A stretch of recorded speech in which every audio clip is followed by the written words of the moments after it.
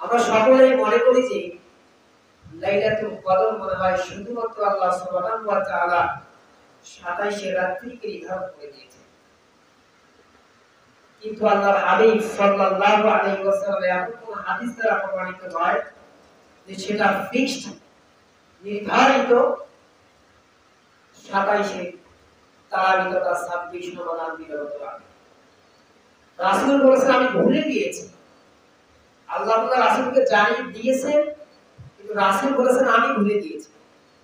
সুতরাং তোমরা লাইলাতুল কদরের জন্য শেষ দশকের যে বেজোড়া রাত্রিগুলো আছে সেই দিকগুলো তোমরা তালাশ করো, ইনশাআল্লাহ তাআলা তোমরা লাইলাতুল কদরের সন্ধান এই বেজোড়া রাত্রিগুলোর মধ্যেই পেয়ে যাবে। সুবহানাল্লাহ।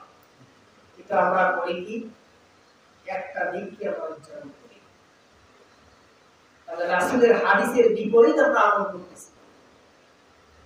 রাসূল বলেন 5টা রাত্রিকে তোমরা যাবো লাইলাতুল কদর তোমরা তালাশ করো, আমরা তালাশ করি শুধুমাত্র একটা দিক, সুতরাং সাবধান। রাসূলের হাদিসের বিপক্ষে যাওয়া, রাসূল সাল্লাল্লাহু আলাইহি ওয়াসাল্লাম হাদিসের বিরুদ্ধে আমল করার ক্ষমতা আমাদের নাই। আমাদের আমল আমরা মনে করব চাকচিক্যময় হয়ে যাবে, কিন্তু আমরা সুন্নাহ বিরোধী আমল করার কারণে রাসূলুল্লাহ সাল্লাল্লাহু আলাইহি ওয়াসাল্লাম